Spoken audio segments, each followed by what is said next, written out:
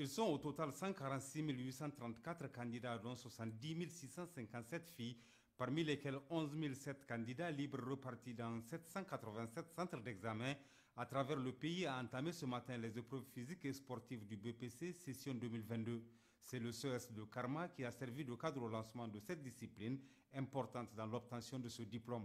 En procédant au lancement, le ministre de l'Éducation nationale, qui avait à ses côtés son homologue de l'enseignement supérieur, s'est félicité des dispositions prises pour sa réussite.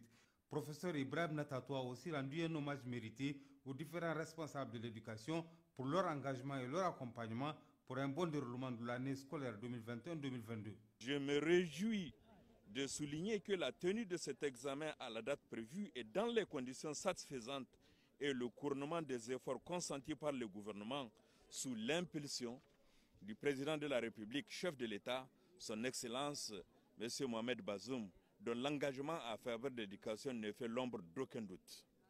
En effet, dans son discours d'investiture du 2 avril 2021, le président de la République a affirmé, je le cite, « Je ferai de l'éducation un domaine dont je m'occuperai personnellement autant que je m'occuperai de la sécurité. » Aussi, s'est-il engagé à promouvoir une bonne gouvernance et à repenser radicalement notre système éducatif.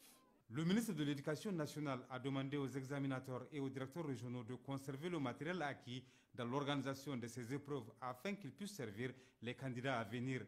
La ALSIA, qui accompagne le ministère dans l'organisation de ces épreuves, a salué la parfaite organisation. Dans tout le dispositif, la transparence est garantie. Tout ce que nous pouvons souhaiter, c'est que tout Nigérien incarne cette mentalité maintenant. À noter que la région de Tillabéri compte 169 centres d'examen qui totalisent 15 579 candidats, dont 7 955 filles, soit plus de 51% de ces candidats. 14 930 sont des candidats officiels contre 649 candidats libres. En marge du lancement de ces épreuves, le ministre de l'Éducation nationale a rencontré les responsables et autres acteurs du secteur. Une prise de contact qui lui a permis d'apprécier la situation de l'école dans la région de Tillabéri.